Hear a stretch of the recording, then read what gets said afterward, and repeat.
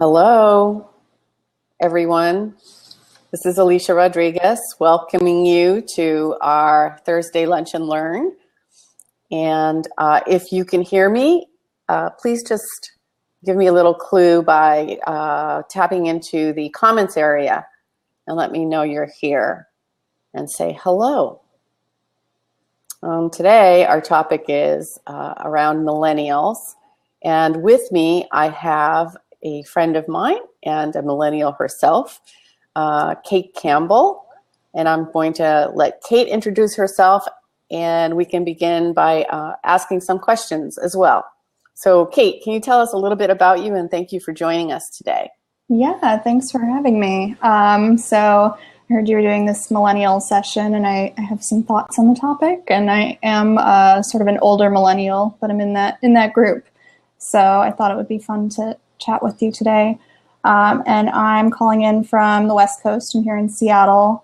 And I am founder of a business called Oh My Migraine, which I created to sort of fill in the gaps for patients who have struggles with migraine disease. For those of you who don't know, migraine is, it's more than a headache. It's sort of a full body experience, and the condition is different for every single person. So I'm gathering information and creating guides and tools to help people figure out where to look to understand their migraines and how to manage it without letting it take over their lives. Now, Kate, you also have a background in technology and previous to your website. Can you say a little bit about your work with organizations?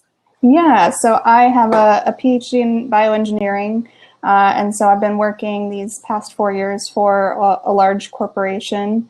And went through the whole grad school lab work experience as well. Okay, great. So Kate and I got together the other day and talked a little bit millennials, and this is a really hot topic right now. So I thought that the place we might start is just having a conversation first about what is a millennial? And I know that there's different definitions and you know, the timeline is different depending on what article you're reading, but let's talk a little bit about what millennials are around, you know, what were the dates that are bantered around that, you know, birth dates, what's the range? You said you're an older millennial. So what does that really mean? Yeah, so depending on what article you're reading, who's talking about it, you're going to find different dates. But one of the ranges is 1982 to 2004 is the birth dates. So that's anyone from their early 30s like me down to people who are finishing high school right now. So it's actually a really big range. And I brought up this topic when I was sitting with a group of friends from, I think, their early mid-20s up until their early 30s. And it was interesting because Hope in her 20s was saying, well, she's a teacher. Some of her students are millennials, but she's a millennial, and she's almost 10 years younger than me. Another one of my friends was really resistant to being labeled as a millennial, and she said, no, we're Generation Y. And Generation Y overlaps with millennials. It's that up to 2007, maybe 1970 to 2000 as the birthday. Something like that, yeah. Is that right? Yeah.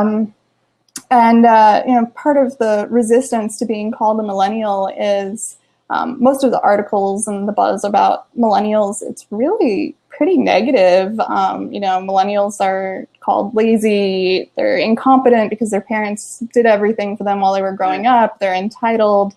So, you know, one of the things we could talk about is how do we look at this big group of people, this generation that's half of the workforce, and sort of generalize to the best of our abilities while still recognizing that we're all individual people and there's individual differences. Right. And so there are a lot of commentaries, I guess you'd say, about millennials. And I think some of them are actually myths. I've worked with millennials. My virtual assistant was a millennial, and part of the reason I hired her was because she was so technology savvy. I also really enjoyed the fact that she could take something and run with it. But I found that I had to change the way I communicated with her. It was really different than how I might have communicated with someone, let's say in the boomer generation, or even, a little younger than that, between millennial and boomer. And so one is I'd like to talk a little bit about, I think there are myths, because I certainly would never have called her lazy. That's not something that I would ever refer to her, because she was just a real go-getter. So I think there's a piece of that that's a myth.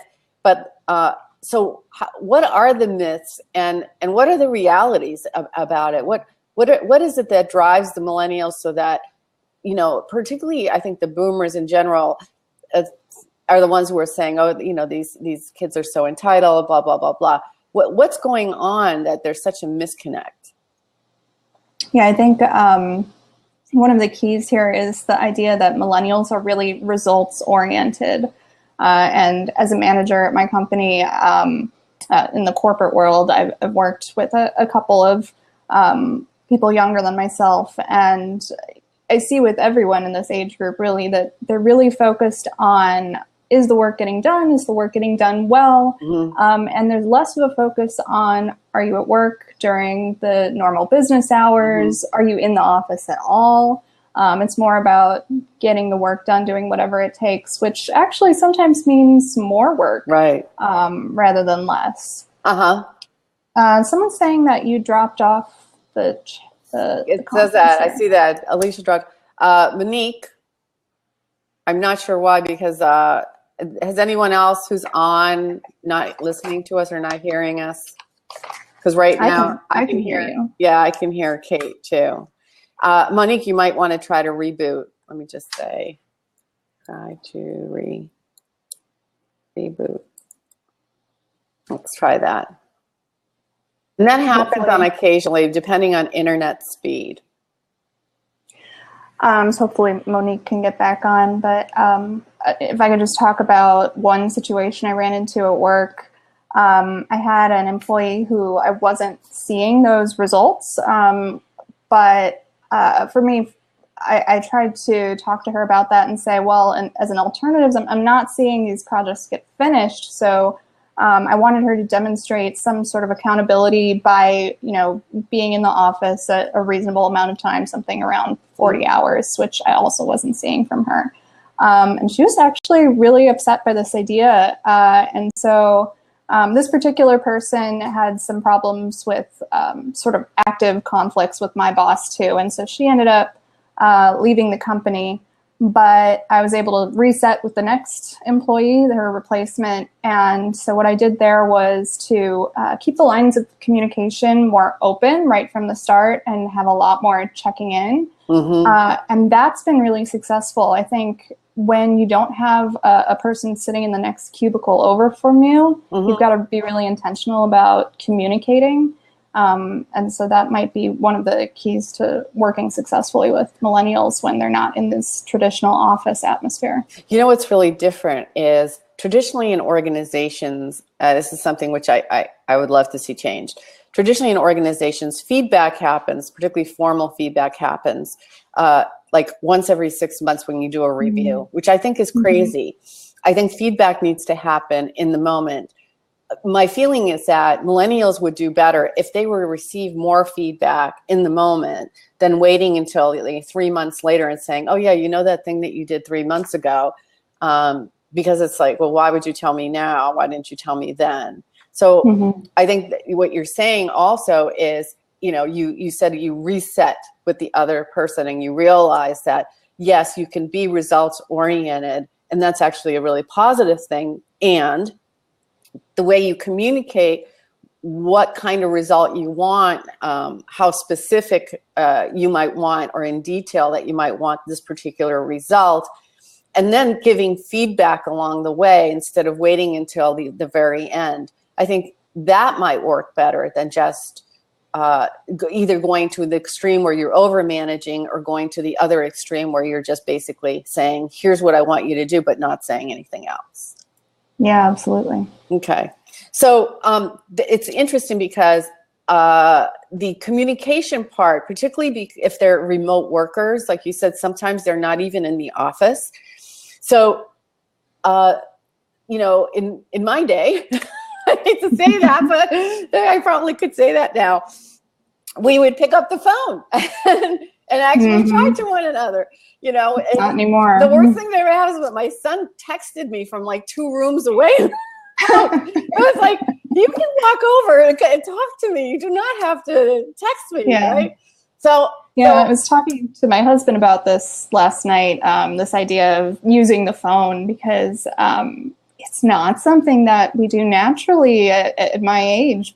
And he was saying, well, I remember being uncomfortable using the phone when I was a kid, but I think maybe when you're very young, this is just something you have to learn through practice. And I remember working, doing some engineering work when I was in my early 20s. I had to learn how to use the phone, how to prepare for a phone call, and then be comfortable talking to the person on the other side, and understand that they were there to talk to me too, and that this was not something that I just knew how to do. And so millennials are going to enter the workplace and be used to texting and emailing if they really want to say something important. And this is going to be a transition when they first hit a job.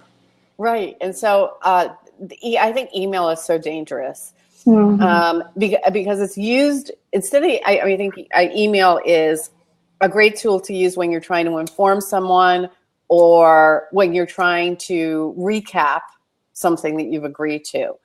But I see this all the time in organizations where, especially because we're moving so fast, someone shoots off an email, and if the other person, if the receiver is having a bad day, it can easily be received in a way that it wasn't intended.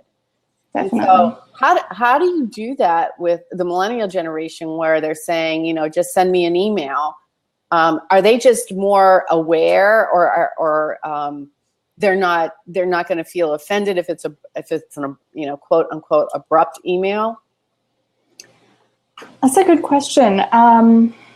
I think it's going to depend on individual people, and I think probably millennials are also seeing more nuance in the tone of an email than other generations might, and that again might lead to more miscommunications, especially when people are used to communicating with people in their own generation in a way that makes sense to each other. I think everyone, not just millennials, can benefit from understanding how to communicate effectively in business. I work with one person who's about 10 years older than me, so maybe Gen X, who really likes to write really long, detailed emails. And for me, that's, and then he expects me to read it immediately when it hits my inbox. And so we've had to have some conversations about time management and, how I manage my inbox. And so for us, we've learned how to communicate with each other. And for us, that usually means talking to one another, walking over to the desk, or, picking up the phone if we're not in the office. But I know he still struggles with that and with the millennial who works for him, that she has trouble with all those long emails. So I don't think that it's necessarily that millennials want to communicate solely digitally, but it's definitely true that I and other millennials are more comfortable with that digital communication and with email, but also the more informal texting and chatting. So let me ask you a question. What do millennials, how do they view presentations, which is a different way of communicating? So if you're in a meeting and you have a project and you need to present, the status of the project, from a millennial point of view, how does that go? What's appropriate? How would they feel about doing that? And where could some of the missteps be for millennials in presenting to, a team, kind of project or a result or update? That's a good question. I'm not sure how millennials specifically would behave in that situation differently than others. I would say that for me, interaction, that two-way communication is really important to keep the listener engaged. I don't know. What are your thoughts on that topic? So so that sounds like it's more like a conversation than a presentation.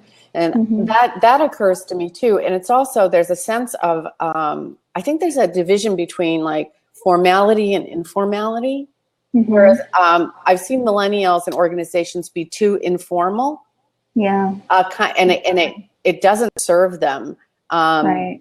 And I'm not saying to be inauthentic, but there is sometimes you're in a position where you have to have it's just got to be more formal. Even your language has to be more formal. So right. you can't use just like slang and that kind of thing. Whereas I see, in a lot of writing and stuff, especially millennial writings, the way they use language is really, really different than, I mean, sometimes as a writer, sometimes I'm like appalled but it's written that way and they're being published. I was like, oh my God. But, so a couple of thoughts on that informal communication. So as a manager, I definitely had to learn that especially when I'm talking to someone who needs to have some respect for what I'm asking them to do. Right. You've got to present yourself in a certain way. And another thought on that, we hired a person who we were really concerned about whether she could interact well with our customers, because when she was interviewing, it was too informal. And she's actually done really well. She's got some really strong people skills, and that authenticity in her communication style, I think, goes over well with the people that she works with outside of the company. So it's not necessarily all bad, but yeah, it's something that millennials need to learn too. So let's talk a little bit about, every generation had a different set of values. The older generation, what they used to call the veteran generation, was very traditional, really valued hierarchy. Boomers tend to really value teams and collaboration. So what about millennials? What are some of their values, and how I see like perhaps part of the clash that happens in organizations is a clash of what I care about and what you care about, and the way and how that informs my worldview and what I feel is appropriate and not appropriate to. So can you talk a little bit about like what's important with that? What are the values? Yeah, so I think we value, again, there's that results orientation.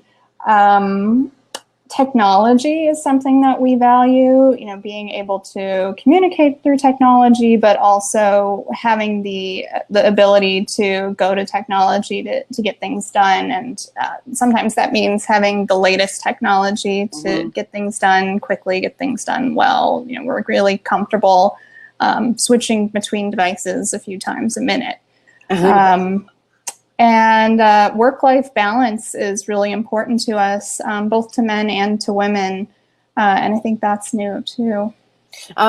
So one of the things I notice about millennial men is they seem to be more involved with their family lives than maybe in previous generations. So there's an emphasis or a value around, I'm not saying be home for dinner every day, but making sure that the job doesn't take over their lives, kind of thing. Definitely. Yeah. And I think working remotely is one of the ways to achieve that, because you eliminate the commute. Sometimes working remotely means having more flexible hours. My husband's boss and his other coworkers, they're a group of men, they did a lot of video chatting. Working from home, and they had meetings that were scheduled around their kids' hours so that they could work when their kids were in school and in the late evening, and not so much during dinner time. Yeah. And so here's another thing that really occurs to me is the kind of world that we're in and entering into. This whole idea of for me, I have Skype clients that are all over the world. I have one in Israel, a new one in Israel. I have England. For the millennial generation, it seems to be so much more normal that you might be on a call with someone in Japan or someone in France or some other part of the world. It doesn't seem like there's that kind of imaginary boundaries, I guess, around where you're doing work. Like I could be in the United States, but I'm doing work in Italy. Yep. And there isn't a lot of distinction. It's kind of like the whole world it's like a harmonious entity versus, America, and Italy or whatever Right. else. Do you find that? And it seems like it's easier for millennials to kind of do that dance between cultures. Yeah. So right now in my corporation, I work with offices in Beijing and in Crawley, England, California, Seattle, Georgia. We're all over the place. And I think on the one hand, it's great to be able to reach out to people around the world. And, we have the conference call technology to where we can do that easily. There's no consideration of what's this call going to cost. And I think it also is sort of an opportunity to tap a wider talent pool when you're hiring. My director doesn't actually like to hire remote employees unless they can be in the office part of the time. So we haven't done this a lot. But I think it would really make it a lot easier to find people who have the right skills for the position. And so that's something you'll probably see more and more. So going back to values for a minute. So there's the work-life balance value. There's the results orientation versus time, face time, I guess you'd say, time when you're in the office. You don't have to be in the office. If it takes 2 hours, why should I be sitting here for 5 hours kind of thing? And I totally get that.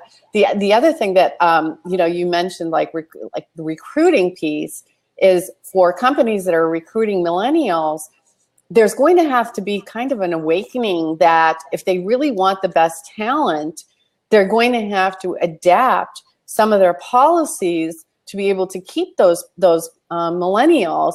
Yeah. And so I'm thinking of like a career path policy, a work-life balance policy, and this ability to work, remotely.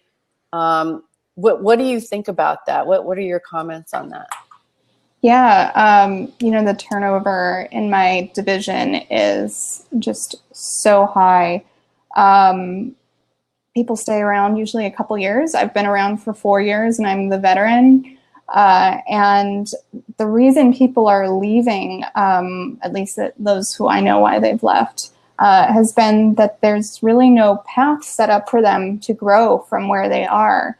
And so I think this is probably true in a lot of places, a lot of companies that, there is no job ladder anymore. There's more of bouncing around, step by step, moving sort of an upward direction, but also lateral and gaining more skills.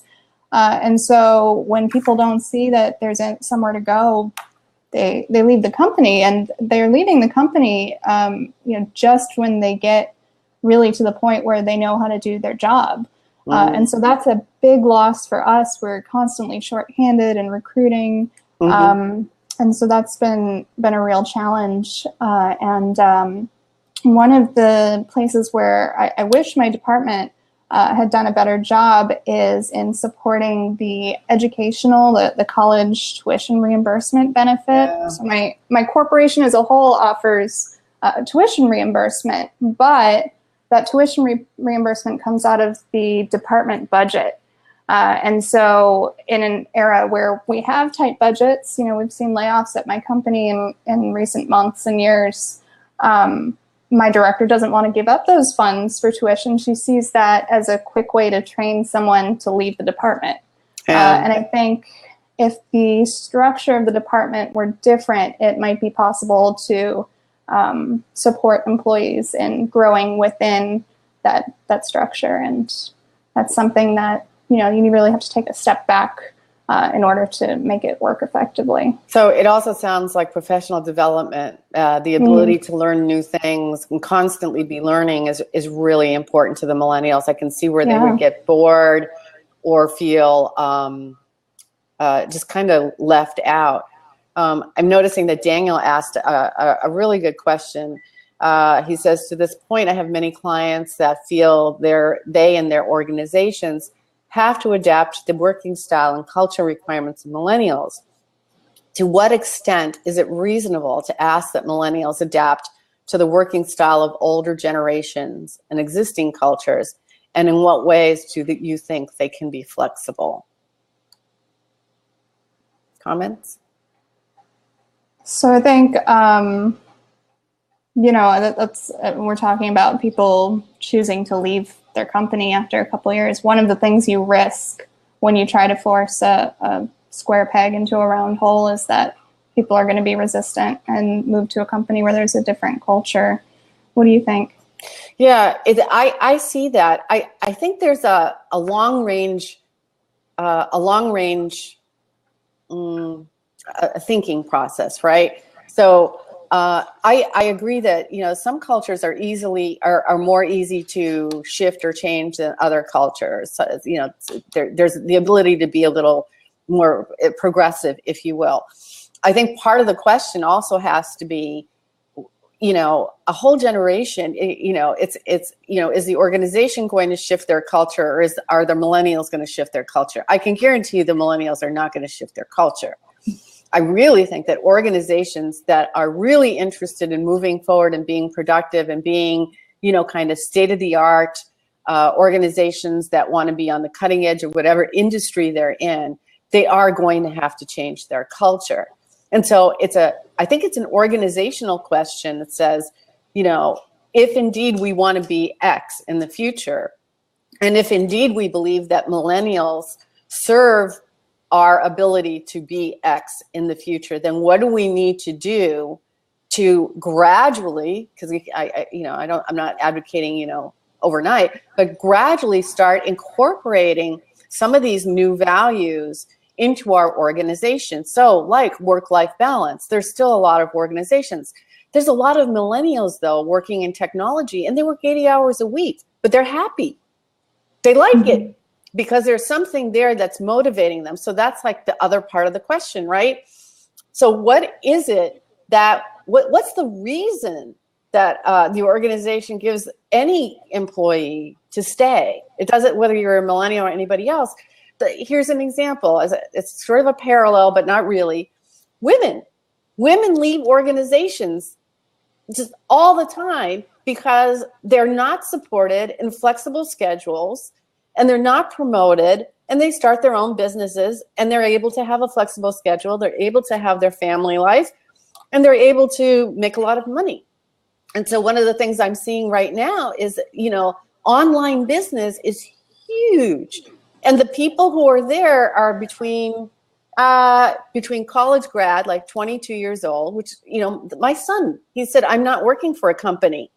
You know, my friend and I are going to start our own company. I'm going to finish my college. Yeah, I didn't tell you this, Kate. No, that's great. He used to tutor my son. So Joseph's basically saying, I've got another year and a half, and I'm going to focus in on business management because we've decided that we want to start this creative company, and we don't want to work for a big company. And I'm hearing that more and more and more. And my son is 21, so he's on the younger end of the millennials. So what is an organization going to do to capture someone like that? They're going to have to shift. And so I don't know if that answers your question, Daniel. You know, to what extent is it reasonable to ask that millennials adapt to the working style or existing cultures, and what extent do they can be flexible? I think millennials have to, if they are wanting to work in corporations, there's going to be some honest conversation about, do you have foosball tables at your company? I think everybody should have foosball tables at their company. It's like, I think there should be nap rooms in every single company too.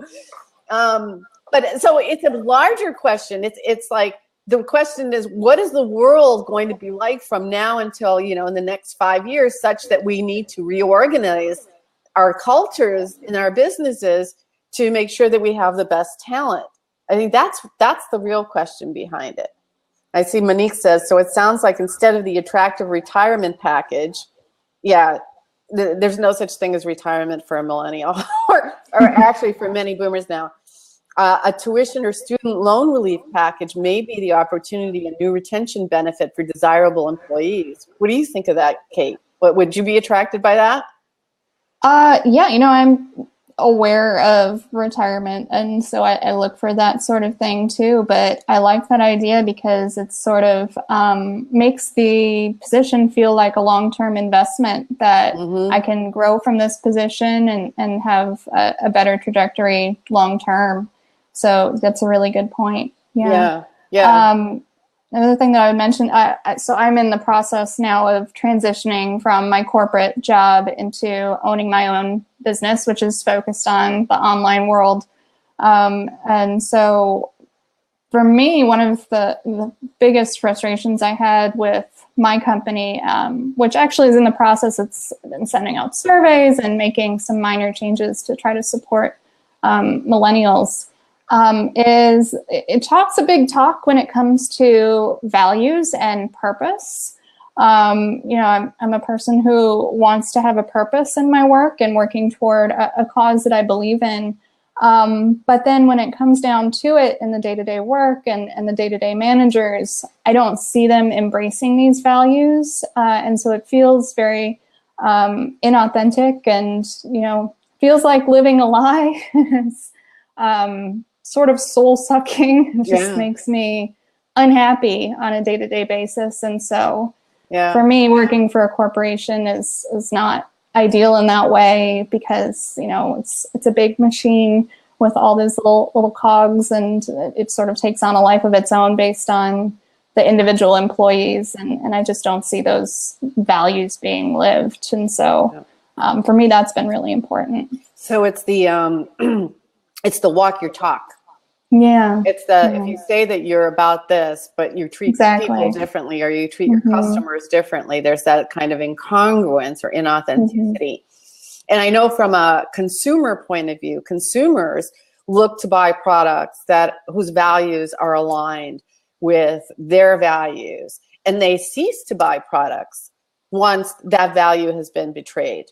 Right. So I think, it's also applicable in terms of, if you're a human resources person and you're recruiting, I think the values conversation is an important one. And so are you doing community work? Are you supporting some kind of cause back there? I mean, there's that kind of social aspect to business now, which is something that does attract certain people. And I think the millennial generation in particular is attracted by some of these social causes because they have such a higher awareness of what's going on in the world just because of their relationship through technology. Or maybe I'm wrong, but that's what seems to be the point. Monique says, can you be more specific about what values in particular you see as inauthentic? Yeah, so without selling my company down the road, one of the values that they repeat a lot is doing well by doing the right thing. And what I'm seeing is more of what can we do to make the most money? And sometimes it doesn't feel like the right thing. So it's a really big promise to make. And so if they're not following through with that, that's just is like even more wrong to me. Yeah. And so it feels like really all I'm working for in this company is helping their bottom line be better than the next, their competitors. Two things. Someone somewhere, and I can't remember where it was, I heard this, and what they said was, you have to understand that companies rent you. I mean, it was like really like I felt a punch, companies or organizations rent you, and they rent you in exchange for your productivity. And the moment you cease to be productive, they stop renting you. And it kind of felt that way, or has felt like that in many organizations. I have one client who was recruited by a company, and the selling point for her was, we really value women leaders, and we're going to change the culture from the old white guy at the top level because it had no women, and we want you to be part of that. And she stayed for a number of years, and each senior position that opened up was never a woman who got it. And so she called them out on it. And she said, you know, what you're talking about, promoting women, you're talking about having women in the top tier, and you're doing, there's no career path, there's no mentoring, there's no, you're not showing me that you're promoting women, you're promoting the same men over and over, even when they're less qualified than some of the women. And so she left. And she'll probably start her own business as a result. That's the last conversation we had. So this incongruence between what you say and how you actually behave is huge for millennials. And I actually think in some ways for many other generations as well, but in particular for millennials. Yeah. Alicia, I'm curious what your thoughts might be. I don't really fully understand why my company did this, but one of the ways they're engaging with millennials is they set up this online forum. It's a direct line to the president of my division of the company, Colleen. So you go and you send a message to Colleen, and then it's posted for everyone to see, and notifications go out to people in the company about questions that are being asked and Colleen's responses. What do you think the purpose of that might be? Why is that a way to engage with millennials? Why would my company do that? I have a question. Whose idea was it? I have no idea. So was it a millennials idea? It could be. It came up after they sent a survey out through email to millennials. Yeah. So I think what they're trying to do is they're trying to have a way of communicating. The big question that I'm left with is it safe? Is it safe to? Yeah, definitely. I don't feel safe posing questions, and then the question goes to everyone. Right. So I don't see that as actually being a safe environment either. Yeah, which is why I'm asking, whose idea was it? Because actually, I don't see that as a millennial idea. It doesn't. I don't know, because I don't know. But if I were to look at that, I don't think that's a particularly good idea, because it's not going to achieve. If they're looking for transparency goes both ways. It doesn't just go one way, number one. And if they're looking for feedback, there are other better ways of feedback. And the best feedback in organizations happen when organizations are in themselves transparent and open, so they're not punitive when they get feedback that's negative. I don't hear that your organization is set up that way. So, so the fact that they're not walking their talk tells me it's not set up that way. So that kind of vehicle doesn't seem particularly useful to me in that environment. It's a really different environment than if it were, a kind of really open culture. That's my own opinion.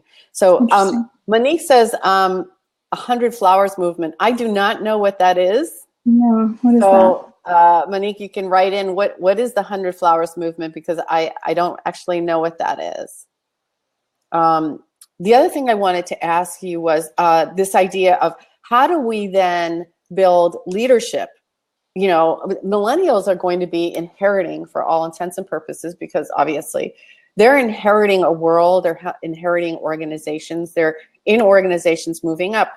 So what does this mean for leadership? What does it mean for organizations to then develop these millennials as leaders? What do they need to do differently or do more of or less of than they've done in the past? Yeah.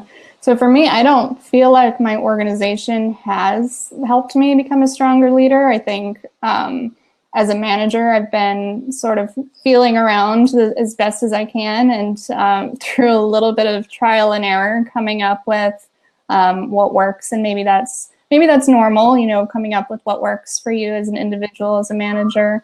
But if I were looking for a job right now, it would really appeal to me if there was some formal program in place to support new leadership skills. And maybe that looks like training, maybe that looks like a mentorship program, I'm not sure.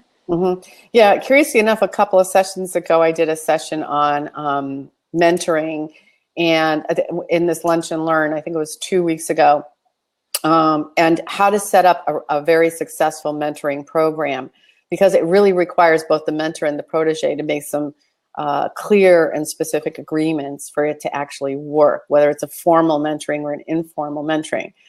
I think a mentoring program, I think mentoring in general is one of the key ways to develop leaders. And I can see that there would be great value in having a millennial being mentored by someone that they feel they want to emulate at some point, whether it's within the organization or within the industry. And so it's up to the older generation to make themselves available for that mentoring kind of program. How do you feel about mentoring? It sounds like you didn't have access to mentoring. No, for me, I'm a little bit self-conscious about approaching someone as a mentor. Can you talk a little bit about what the mentor gains from the relationship? Yeah, as a matter of fact, that's in there. Oh. So part of so I think it's important that both people get something out of it. For the mentor, part of it is legacy. It's the feeling that when you teach something to someone and you watch that person grow and develop, that becomes part of your legacy. It's what you're leaving behind. So there's a sense of personal fulfillment there. And then oftentimes mentors are older and they have all this knowledge. To be able to share that with someone else is personally fulfilling. And so you often, if you're a mentor within an organization, part of your role is to give that person visibility in places that they wouldn't otherwise be able to get into. And so, there's a kind of pride of saying, I'm watching this person develop and they're developing well. And, it kind of really helps the mentor in terms of knowing that they're a good coach, they're a good mentor, they're a good leader. I think that a lot of what comes out of the mentor is the personal thing. But I also think, and I've been told this by mentors, is they learn a lot from the protege because of the questions they ask. They're asking questions at the mentor because they've been around for so much longer. They no longer see it. And so someone poses a question and the mentor is like, wow, I never saw it that way. I never thought of that. So the learning actually goes both ways. And I think that's let's take technology. Wouldn't it be great to have, maybe the mentoring go the other way in some organizations where the younger person is mentoring someone else on technology, which, I think my son tries with his dad and it doesn't work.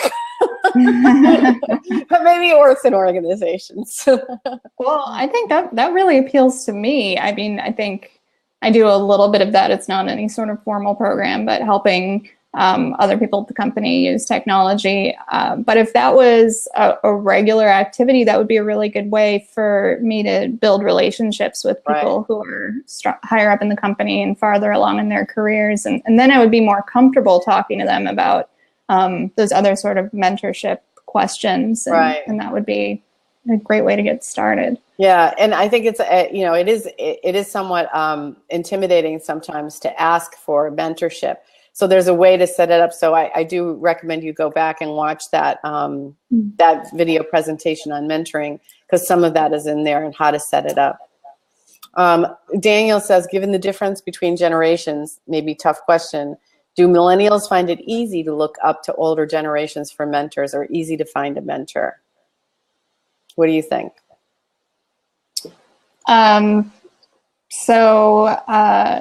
For me, I'm not sure who I would go to as a mentor. And I think part of that is I'm not sure exactly what I would be looking for in a mentor and how that relationship would go. So I am going to go back and listen to your session. But if you could communicate to your millennials what there is to gain, what that relationship should look like, I think that would really encourage millennials to participate in such a program. And I think they might not realize that that's what they want, but I think that would go a long way toward retaining employees. Yeah. So I think, your point is well taken. Maybe it's part of this is the mentor makes themselves available and obviously says, I'm available for mentorship and this is what you would gain and this is what it might look like. I don't know a lot of organizations who are doing that. I think, some organizations try, but they set it up they don't make really good agreements. I think, like I said in the presentation, what's really, there's 12 steps, 12 agreements that you must make to have it be successful. And that's in the video presentation. So yeah, do take a look at it.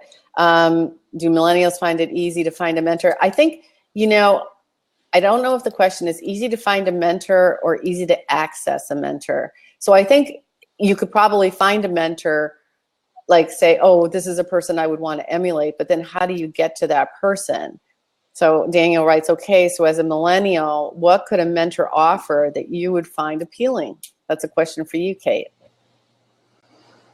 What would you find appealing? I guess the first thing that comes to mind is that career path idea. What comes next? Where do I need to grow? Sort of helping me find direction. Yeah, I don't know. Again, it's not something I've done. So. Yeah. So you're kind of sitting and you don't know that you don't know. Yes, exactly. Okay, that's a good question. One of the other things I wanted to ask you about is, I don't know if it's a communication piece or what, but when I was, growing up in organizations and I needed to go find an answer to something, I usually would find a person. Like I would go find a person to ask my question. And I see this in my son, I ask him a question and he Googles it. And I'm always saying, I'm not sure I totally trust that's actually true. It's almost like a default. Definitely. Yeah. I mean, I'm in my 30s. I didn't actually grow up as a digital native. I remember getting my first computer. I think I must have been 13 or so. And it was, an old fashioned computer that didn't have a lot of the same capabilities that we see today. Definitely not one that a 3-year-old would pick up and start touching the screen the way they do today. But at the same time, I had that technology when I was a kid. I came up with it and learned how to use search engines in school. And so I have a hard time putting down my phone. It belongs in my hand all the time. It's like an I can't walk away from it. It's like an appendage. I know. And yeah, I go to the internet to look for questions, everything from, I don't even watch TV. I go to the internet for that. And, all the way to something more serious like my health questions. I'll go to the internet for that too. Yeah. And that is my first instinct. But my first boss, one of the things that he used to say was that the most valuable thing that any of my employees can know is when to come to me with a question. And so, it's something that I guess we have to learn that sometimes the more effective way to learn things, that maybe it's faster, maybe it's more complete, is to go to an actual human being. And I think a way to foster that, again, is to keep those lines of communication open and to regularly facilitate that communication. Show up at somebody's desk and ask how their day is going, ask how the project's going, without having much direction. I tend to be, I'm an introvert, and I tend to be a person who doesn't have a lot to say until I have something to say. So having the opportunity to ask open questions and answer them in an undirected sort of way is really helpful for me. I want to go back to something you said. The phone is an appendage. Yeah. So one of the things that we work on with our clients as coaches is the ability to pull back from stimulus, to be reflective, to be quiet, to not have all this stimulus. One of the most important things for people that are in leadership positions in particular is this ability to step back and reflect on what their course of action might be or what their decision is. But it requires disengaging from the world so that you can be kind of open and clear. It's that kind of concept where, you get your best idea in the shower because there's no stimulus, there's nothing going on, and there it goes, it pops up. Or people who run will often say, I went for a run and it finally came to me. You know, it's that openness of the mind. And I see that, you know, like as an example, my son and most millennials I know can't go, like, honestly cannot go 60 seconds without checking their phone or some technology. To remove a phone from a millennial or technology is like, well, how can you do that? But I'm also seeing the downside of not doing that, because there's that ability to be still inside, not just physically still, but still inside, that I think is really, really needed for creativity and for self-knowledge and self-awareness. So what do you, and I'll get to Monique's question in a minute, but what do you think of that? Yeah, so I personally, I practice an exercise form called Qigong, which involves meditation. So for me, I see that that's really important. And it actually, I can like feel physically it benefit my health too on a very immediate level. I think in the workplace, when we're so used to just diving in and, you know, not taking a step back and thinking about it, there needs to be a situation where we're almost forced to do that. And, you know, maybe that looks like taking 5 minutes at the beginning of a meeting to chat with your coworkers and you know, being intentional about getting to know one another. And I don't know, how do you facilitate that, or how would you suggest addressing that in the workplace? I really don't know. I think for companies that have programs like meditation rooms, which are probably more on the West Coast than on the East Coast, I think that's a signal that they value that kind of reflective time and that stillness. I don't see a lot of that on the East Coast in the organizations I work in. But I think it's a really good question. And I wonder if that isn't tied into the recruitment piece, where you can say, you know, and the development piece, where you say, you know, this is an aspect of your professional development, the ability to be reflective. Indeed, emotional intelligence is a piece of that, because if you can't be reflective about your state of being, you're never going to be able to be empathetic about someone else's state of being. And so I think there's a lot of ramifications to that. Do you see millennials as having more trouble with emotional intelligence? Yes. Yeah. They tend to be a little insular, a little self-centered. Okay. And they're not trying to be malicious, they're just clueless. Yeah. They just haven't quite gotten that empathy piece that's really required, and that's part of leadership development, part of the emotional intelligence piece. Yeah. I don't know if it's because they're moving too fast or because they're in their own world. I'm not sure, but I think that's one of the things that we have to pay attention to in the future, is developing that empathetic piece and that reflective piece. And maybe I would hope that the older generations would be empathetic toward us as we're stumbling along and figuring these things out. You're right. It goes both ways. So Monique says, I find that my daughter, born 2000, shares a lot of the advice I discuss with her peers. Also, my younger clients share a lot of what they're doing financially with me, with their friends. I see a lot of interest in advice and advice sharing. I want to learn how to better address that dynamic with my millennial clients. Any ideas? Any ideas? Just taking that in. To the question about the idea of sharing financial advice amongst friends, I think that's interesting. I have one friend my age who has made a rule that she will not talk about money with her friends, and I'm not sure exactly where that came from, if she had a problem once. But I find that I'm becoming more private about these and other things as I get older, that I think it's something that I'm learning through experience, that sometimes oversharing can lead to problems.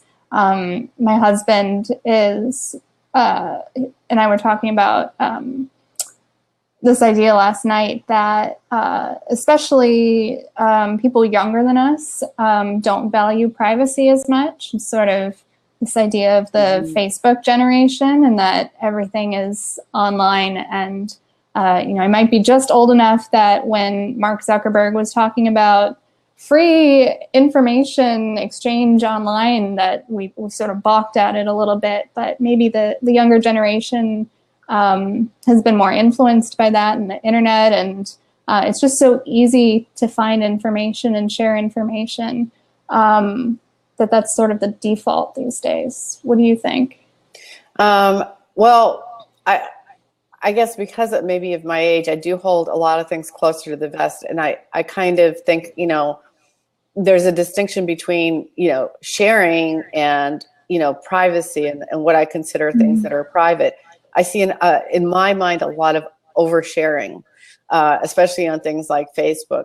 I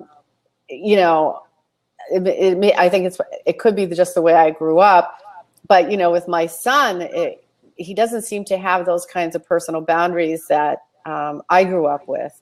And I think there is a plus and a minus to it. I like the idea how open and easy their relationships are, but they haven't really run into major conflict. And so what happens when you run into major conflict? Do you know how to handle that? Or is this actually compromising? So that's one aspect of it. And the other aspect of it is just, sharing advice might be appropriate, but where's the line?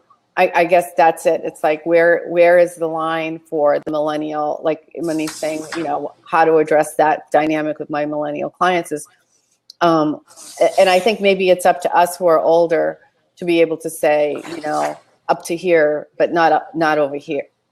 So I would just say, take a look at what the boundaries are, and think about how you're going to do that.